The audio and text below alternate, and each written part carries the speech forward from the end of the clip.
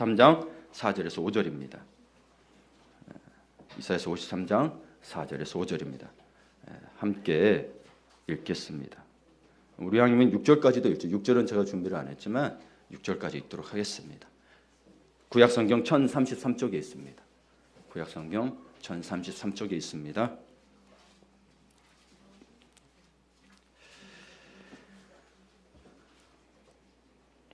4절에서 6절까지 같이 읽겠습니다. 시작. 그는 실로 우리의 질고를 지고 우리의 슬픔을 당하였거늘 우리는 생각하기를 그는 징벌을 받아 하나님께 맞으며 고난을 당한다 하였노라. 그가 찔림은 우리의 허물 때문이요 그가 상함은 우리의 죄악 때문이라. 그가 징계를 받음으로 우리는 평화를 누리고 그가 채찍에 맞음으로 우리는 남을 받았도다. 우리는 다 양 같아서 그릇 행하여 각기 제 길로 갔거늘 여호와께서는 우리 모두의 죄악을 그에게 담당시키셨도다. 아멘. 이사야서 53장은 메시아장이라고 합니다. 그리고 메시아의 모습에 대해서 이야기하는데 영광의 메시아로 오시는 게 아니고 아픔의 고통의 메시아로 오시죠. 근데 여러분이 마치 메시아처럼 내 십자가, 이 고난이 내 십자가야 그러라고 그랬어요? 안 하라 그랬어요? 하지 말라고 했어요. 십자가로 오해하고 있는 거예요. 벌써 여기 보면 주님이 내 대신 질고와 아픔과 고통을 당해 주셨다고 하는데 계속 내가 지고 있어. 그러면 계속 율법 아래에 있는 거예요. 대신 져주셨기 때문에 그래서 율법의 완성이 사랑이고 그리스도의 십자가잖아요. 그렇죠? 그러면 뭐예요? 십자가 내게 뭐예요? 생명이 되고 치유가 되고 회복이 되는 거예요. 그곳에 내가 죽어야 될 게 있다면 내 자아를 죽여야 되는 거지. 아이고 이 세상 험난한 이 세상 내 자녀가 내 남편이 내 아내가 십자가야. 그럼 아직 복음을 모르는 거예요. 물론 모르는 것과 무식한 것과 무지는 다르다 그랬어요. 이제 알았으니 여러분 지혜로워진 거예요. 그러니 십자가 앞에 너무 기쁘고 감사해야 되는데 십자가 앞에 너무 맨날 애통이야. 아니 처음 만나고 내가 죄 때문에 힘들어서 애통할 수는 있죠. 근데 매 십자가가 10년 30년 동안 계속 애통이야. 그럼 주님 뭐하러 부활하셨어? 뭐하러 이 땅에 오셔서 십자가를 지셨냐는 거예요. 내 고통과 질고는 계속 내가 지고 있어요. 주님 앞에 안 맡기고. 대신 져주셨다니까. 아멘? 아멘. 그러니 여러분 십자가를 가지고 그러니 십자가 가지고 이걸 이렇게 고난받고 있는데 당신은 십자가는 이러신 분들이 있으면 복음 모르는 거니 목사가 됐든 뭐가 됐든 간에 속으로는 그걸 듣지 마시고 말씀을 들으세요. 주의 말씀 의지하는 거예요. 목사 말을 의지하는 게 아니고 주의 말씀. 제 입으로 통해서 나오는 주의 말씀. 네. 자, 여기서 하나를 볼 건 여러분 오늘의 또 치유됨의 능력과 축복이잖아요. 질고라는 게 나오죠. 질고는 병으로 인한 괴로움이에요. 모든 병을 얘기해요. 마음의 병, 육체의 병을 다 이야기합니다. 그리고 우리 슬픔을 대신 당하셨다고 돼 있죠.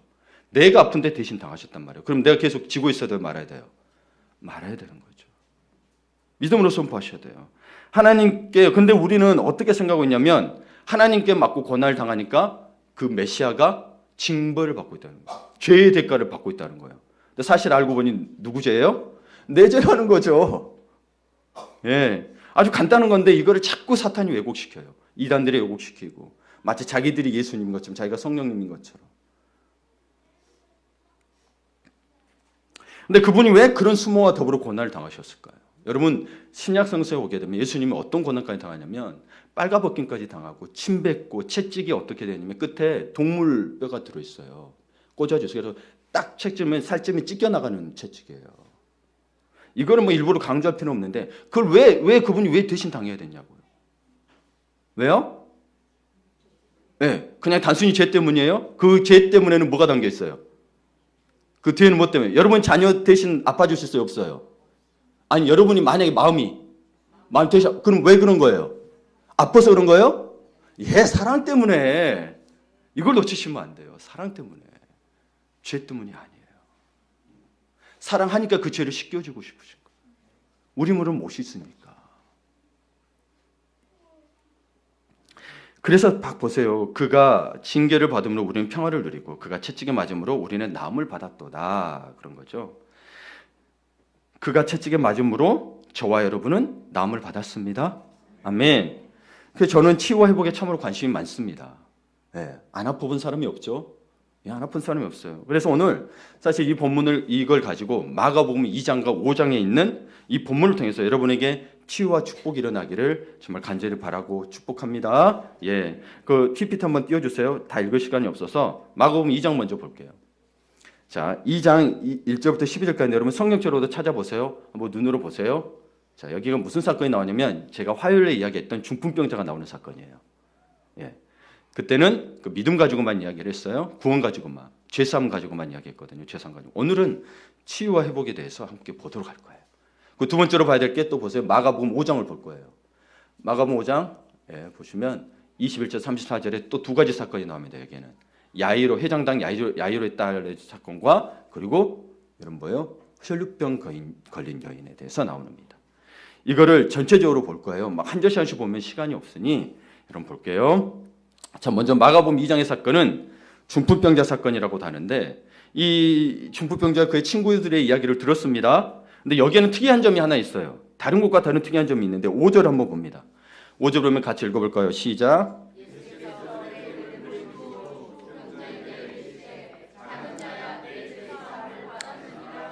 야, 근데 거기 보니 특이한 점이 뭐냐면 예수님이 믿음을 보셨다는 건데 누구의 믿음을 본 걸까요? 침상에 누워있는 중풍병자의 믿음인가요? 아니면 그를 데려온 친구들의 믿음을 보신 건 거죠?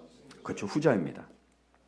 그런데 여기에서 문제점이 하나 있습니다. 이 논리대로라면 예수님을 믿지 않아도 믿음이 좋은 가족이나 친구로 인해 구원을 얻을 수 있다는 이야기가 됩니다. 그렇죠? 이걸 놓치시면 안 돼요. 그럼 예수님이 그걸 모르고 그러셨냐? 사실 친구들은 먼저 중풍병자의 상황을 너무 잘 알고 있었어요. 중풍병자는 건 몸이 마비된 자예요. 몸을 움직일 수가 없어요. 예, 그건 너무 잘 알고 있었고 우리 사랑하는 친구의 마음으로 가지고 나왔던 거죠. 사실은 근데 그들이 이 정도로 친구인데 이 정도까지 데려올 정도면 인간적인 방법으로는 찾을 수 있는 거 다 찾아봤겠죠. 그런데 고칠 수 없다는 소문이 돼가지고 고칠 수 없다 보니 소문이 들린 거예요. 고칠 수 있는 분이 찾아왔다는 거예요. 그분이 예수님이라는 거예요. 그래서 예수님이라면 친구를 낫게 해주실 거야 라는 믿음보다 예수님께라도 가보자는 마음으로 완 거죠. 예. 그럼 예수님이 두 사람 다 믿음을 본 건 아니라는 거죠. 이 마음이 발동된 건 뭐예요? 예수님의 사랑 때문인 거죠. 이걸 놓치지 마세요. 그래서 하나님께서는 그 마음을 먼저 보시는 거예요. 주님이 그 마음을 보시고 진짜 사랑한 마음이 드는 거예요. 신앙이 없는 부모라도 만약 자녀가 불치병에 걸리면 그 병을 고치기 위해서 병이 나을 수 있는 곳이라면 절이든 교회든 다 가잖아요. 사실 그 심정으로 나온 거예요, 친구들이. 그 심정으로 나온 거예요. 단순히 그 대상의 믿음 때문이 아니라 절박함을 가지고 나온 거예요. 근데 주님이 그 절박함도 받아주셨네. 여러분 처음 예수님 앞에 나올 때 예수 다 알고 나왔어요? 아니잖아요. 참 이 본문이 그래서 굉장히 은혜가 있는 본문입니다. 네, 굉장히 은혜가 있는 본문이에요. 예수님 그런 친구들의 믿음을 정확하게 분별하셨습니다. 단순히 육신의 치유를 기대하고 온 것은 사실이지만 적어도 저들은 스스로에게 답이 없다는 것을 알고 있다. 자기 스스로들이 답이 없다는 걸 알았어요. 세상 여러분 다 살아보고 지금 오신 분들 세상에 답이 없다는 걸 나이 먹고 알았지만 빨리 먹고 알았으면 얼마나 좋았겠어요. 그렇죠? 그런 거예요. 그런 거예요. 예. 그러니 젊을 때 빨리 아세요. 젊을 때 그냥 막 타덕타덕 싸우지 말고 주님 앞에 나와서 매달리세요. 그게 가장 빨라요. 그게 마음 힘들고 어렵겠지만 그게 가장 빨라요. 예. 그 누군가의 도움 없이는 움직이지 못하는 중풍병자를 향해 그 친구들의 마음도 하시고 중풍병자는 한 말도 안 했어요. 오히려 절망하고 있었을지 몰라요. 아무것도 안 돼. 나는 이제 죽어야 돼. 이러고 있었을지 몰라요. 근데 주님께서 이야기합니다. 내 죄사함을 받으라. 내 죄사함을 받으라. 중풍병자의 병을 육신의 질병의 문제가 아닌 영적인 문제로 보신 거죠. 그렇죠? 영적 문제로 보신 거예요. 봐보세요. 신약 성경에는 여러분 질병 있는 자들, 귀신 들린 자들이 나오는 사건들의 배경에는 단순히 여러분 이 병 고쳤다, 나았다 이걸로만 보시면 안 돼요. 저자들이 담고 있는 그 문맥을 볼 때 반드시 그 사건들의 배경에는 역사적이고 그 나라적이고 민족적인 배경이 있습니다. 당시 이스라엘의 영적 상태를 함축해서 보여주는 게 이 모습인 거예요. 중풍병자와 같다는 거예요. 마비된 자와 같다는 거예요.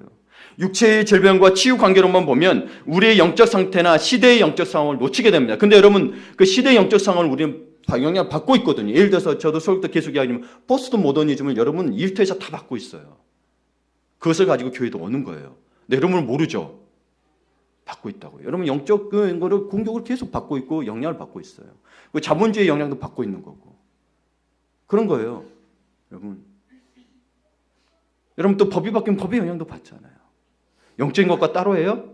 아니란 이야기죠. 그 속에는 시대적인 영적 상황이 같이 담겨 있어요. 여러분 당시에는 생명과 자유를 주는 하나님의 복음에 대해서 유대인들은 종교 지도자들은 인위적이고 자기들 마음대로 해석을 했어요. 마음대로 해석했어요. 그리고 거기 율법화했어요. 할례를 안 받으면 구원이 없다고 해버린 거예요. 대표적으로 그게 율법화했다는 거예요. 주님이 할례 받아야 우리에 구원 주신다고 그랬어요? 아니죠. 우리는 막 어떻게 예수야 아니 주님 앞에 나와서 마음대로 회개하면 구원 주시겠다고 약속을 하셨거든요. 그 구원을 완전히 다른 복음으로 바꿔버린 거예요. 이들이 하나님을 안 믿는 게 아닌데 율법화 시키면 다른 복음이 돼버린 거예요. 십자가가 계속 여러분 고난이 되는 거예요. 그게 다른 복음이란 거예요. 십자가는 우리에게 자유를 주셨다고 그리스도 안에서 지하유케 한다고 했는데 진리 안에서 왜 자꾸 거기에 우리는 자유하지 못하고 주님 오늘 또 나왔습니다. 애통합니다. 20년 40년 다니면 아직도 은혜를 모르고 있는 거죠. 자기는 안다고 생각해요. 그게 믿음의 전부라고 생각하는데 아니고요. 여러분 십자가 앞에 나왔으면 나는 부족하고 어제도 제가 우리 설교를 통해서 제가 기도하면서 이야기했지만 여러분 보세요. 우리는 착각하고 있는 게 참 많다는 거예요. 우리 자기 연민을 버리라는 거예요. 예수님 나 이 정도까지 하고 이렇게 고통스러운데 나 안 해주실 거예요? 그렇게라도 기도하는 건 괜찮아요. 초신자들이나 와서. 근데 20년 30년 돼도 여전히 주님 나 이만큼 했는데 나 불쌍하죠. 자기 연민에 빠지지 말라고요. 어떻게 해야 된다 그랬어 어제? 잊어버리셨어요? 어떻게 해야 돼요? 그러니 주님이 필요하다 그래라 그랬잖아요.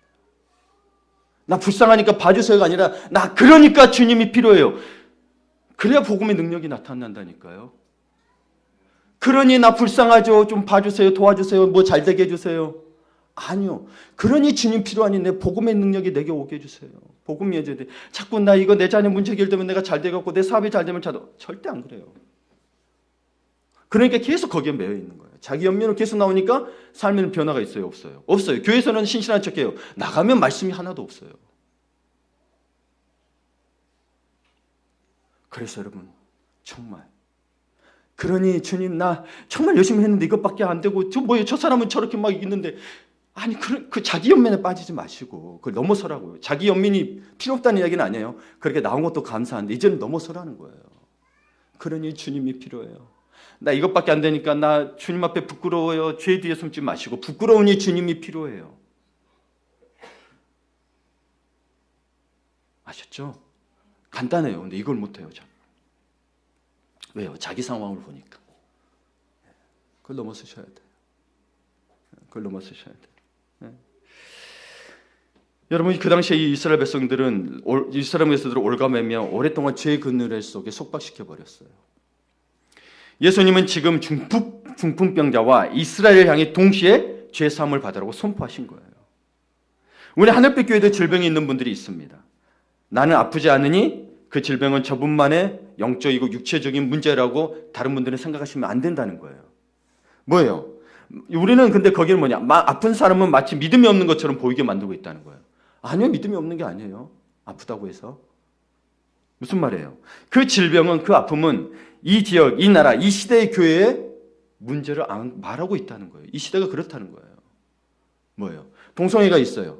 생기는 병들이 있죠? 그게 이 시대의 병이면 이 시대의 영혼들이 그렇게 고통받고 있다는 거예요. 그럼 나는 안 하니 괜찮아요? 아니요. 교회도 들어와요. 그게 영향을 받잖아요.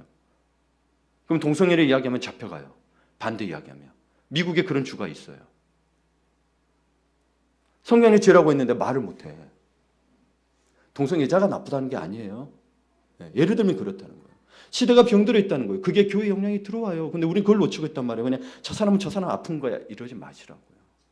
이걸 못 보면 오늘 주님께서 중풍병자를 고쳐줬던 것들이 그냥 질병의 문제로만 본단 말이에요. 근데 왜 그럼 병만 고쳐주지 왜 네 믿음이 구원했다고 이야기해요? 죄사함을 받아라고 왜 하는 거예요?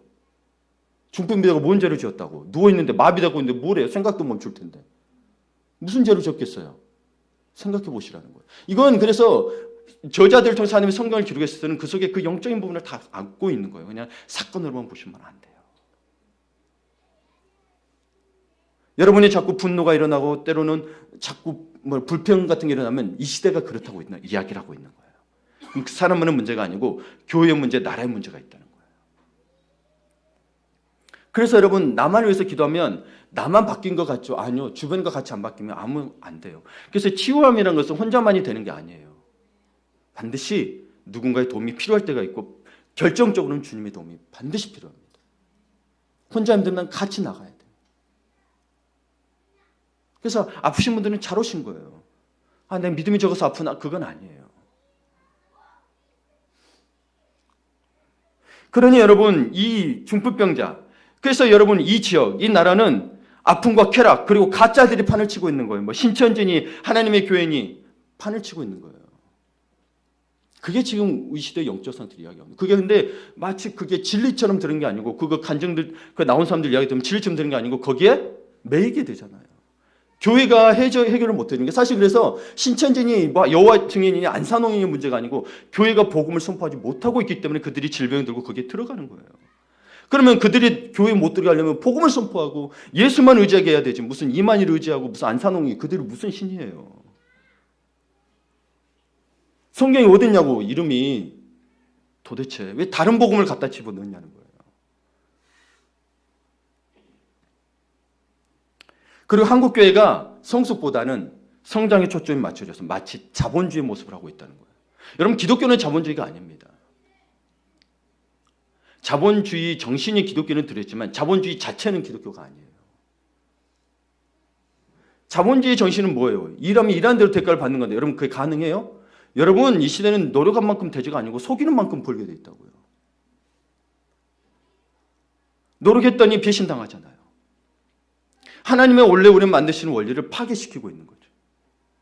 그러면서 하나님이 응답을 하고 죄가 파괴시킨 건데 하나님이 한 게 아니라니까요.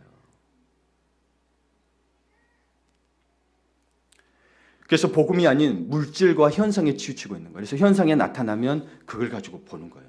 아 그랬어 이렇게 하는 거예요. 아니요.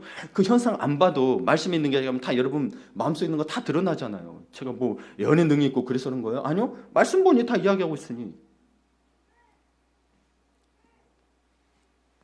사실 감출 필요조차도 사실은 없죠. 그런 의미에서는. 예. 여러분 예수님은 제사함을 선언하신과 동시에 치유의 기적을 베풀어 주셨습니다. 이것을 볼 때 예수님이 병든 자들의 믿음을 보시고 치유하시는 것처럼 보이지만 엄밀히 말하면 전적으로 예수님의 주권으로 고치셔 주시는 거예요. 누구를 통해서 마리아를 통해서 이만희를 통해서 아니에요. 왜냐하면 중풍병자는 육체의 질병 문제만 해결하기 위해 왔는데 영적인 문제를 해결해 주시기 때문인 거예요.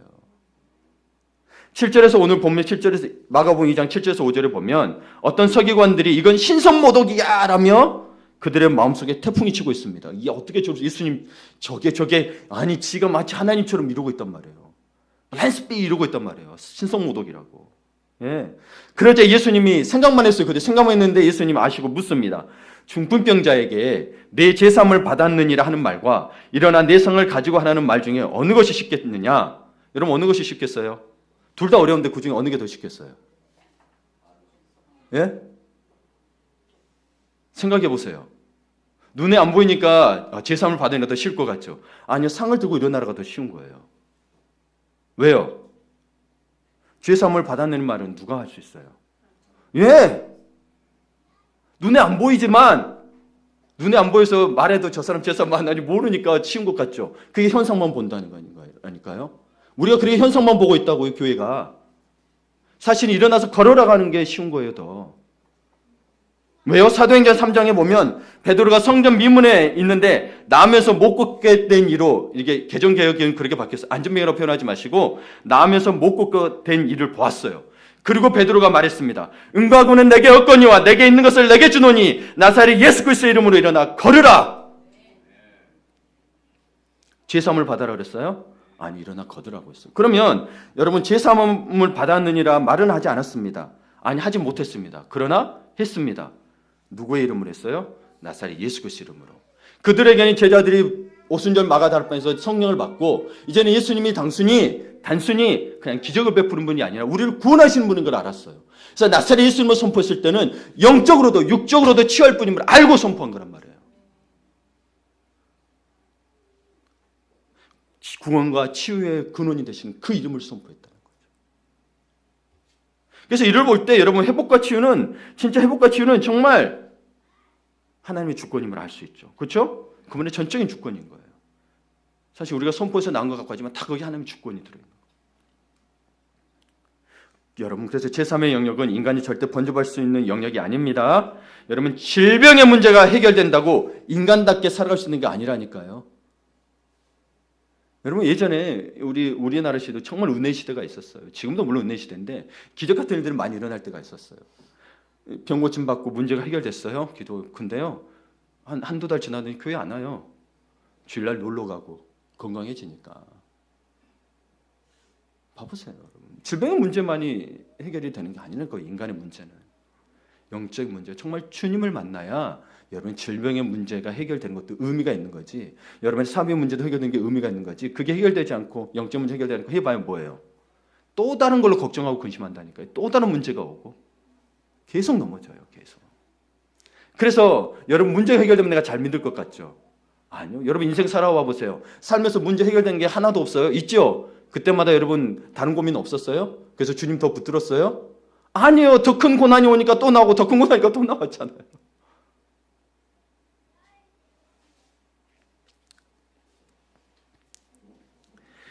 그래서 영적인 문제가 해결되면 육신의 질병 또한 치유됩니다. 그래서 영적인 문제와 육적인 문제가 서로 긴밀히 연관되어 있는 거예요. 예. 두 영역 모두 하나님의 통치 아래에 있다는 사실입니다. 그래서 예수님은 영적인 문제와 육신의 문제를 동시에 해결해 주신 겁니다. 병에 걸려도 믿음으로 고친다고 하면서 병원에 가지 않는 사람들이 있습니다. 여러분 병원에 가세요. 그런데 기억해야 할 것이 있습니다. 의학의 발견과 의학적인 치료 방법 역시 하나님의 통치 아래에 있다는 사실을 기억하세요. 병원은 병원이고 하나님은 하나님과 따로 하신 분이 계시는데 이게 무슨 말이에요? 아프면 병원에 가면 되니까 기도 안 해도 된다는 말인가요? 아니에요. 그래서 아프면 병원 가는 거고 기도는 안 해요. 여러분 의학도 하나님의 통치 아래에 있다는 말을 깊이 생각하세요. 제가 여기서 설명하면 길어져요. 의학도 하나님의 통치 아래에 있다. 그래서 하나님이 여러분에게 어떤 존재인지 하나님의 주권이 어떤 것인지를 알면 믿음만큼 설명이 됩니다. 이건 믿음만큼 설명이 돼요. 딱 이야기하면 똑같이 하기에도 달라요. 받아들이는 게 달라요. 참 하나님의 주권 이 표현들이 그린 것 같지만 여러분 우리에게 설명으로 된 거지 이건 말로 표현할 수 없는 것이에요. 이것을 제대로 여러분 삶에 적용하면 여러분 삶의 모든 분야에 적용이 됩니다. 의학에만 그런 게 아니고 그게 여러분의 삶을 여러분이 얼마만큼 하나님의 말씀이 분리되어 있지 않은가를 보여주는 척도예요. 교회에서만 다 믿음하죠. 근데 나가서는 생활에 있어서는 하나님 빠져 있어요. 의학의 이론, 의사, 사업의 이론 이거 다 거기에 빠져 있지 하나님의 주권 아래 아니잖아요. 예, 하나님 주권 아래 아니잖아요. 그걸 깊이 고민하셔야 돼요. 네. 그렇게 하지 그 방법을 따르지 말라는 게 아니고 그것조차 하나님의 통치 아래 주권 아래 있다는 걸 기억하시라고요. 예, 기억하시라고요.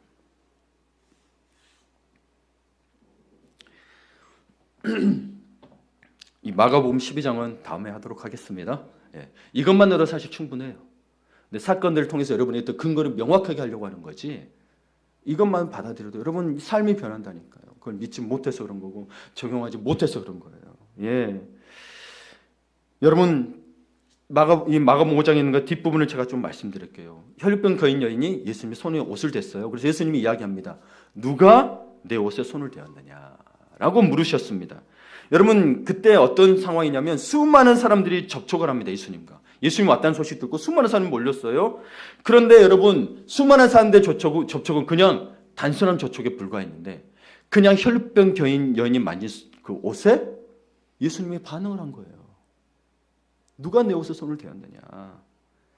이 여인의 간절한 믿음과 열망을 담아 이 여인은 자신의 간절한 마음과 열망을 담아 예수님 옷자락에 손을 대었고 그것을 주님은 정확히 하셨다는 거죠. 여러분 오늘 이 여인과 같으셔야 합니다. 수많은 사람들이 주님을 찾습니다. 수많은 사람이 주님을 찾습니다. 수많은 사람이 그냥 지나갑니다. 그러나 그 중에 하나 예수님 옷자락을 잡은 간절한 마음과 열망 있어야지 않겠습니까? 여러분 오늘날에도 교회에 많은 사람들이 오가지만 정말 이 여인처럼 간절한 마음으로 예수님 앞에 나오는 사람들도 있을 것입니다. 그러나 또 몸만 왔다 가는 분도 있죠. 몸만 왔다 가는 예배자가 아니라 예수님과 인격적인 관계를 맺고 예수님을 만나는 예배자가 되어야 할 것입니다. 그때 수많은 사람이 예수님을 만졌고 접촉했지만 치유의 역사와 회복의 역사는 누구에게만 일어났어요? 이 여인에게만 일어난 거예요. 기억하십시오. 여러분 간절한 마음 담으시고 전적으로 내 마음이 그리스도의 집. 정말 읽고 있고 뚫고 보세요. 그게 주인이 어떤 건가? 그냥 너무 쉽구나 그게 아니고요. 진짜로 그게 무슨 의미인가? 내 삶에 그럼 그리스도가 정말 주인인가? 한번 깊이 생각해 보시라고요. 거실에만 모셨지, 안방에는 모셨지. 정말 내 깊은 곳까지 다 안 드렸잖아요. 내 마음대로 하고 있는 거 있죠? 그걸 말한 거예요. 그리스도 집에서 다락방 하나가 있는데 그걸 못 내줘. 집 문서까지 다 줬대. 근데 그걸 못 내줘. 그럼 집주인은 나지. 생각해 보셔야 돼요. 그게 삶에도 나타나요. 교회에서는 다 드렸어. 근데 밖에 나가면 이 다락방 하나는 숨겨놔. 그렇죠? 네, 예. 여러분 스스로 다 아시죠? 예, 그래요. 저도 그래요. 저는 안 그래서 여러분한테 손파는 게 아니고 저도 너무 잘하니까 여러분한테 이야기하는 거예요.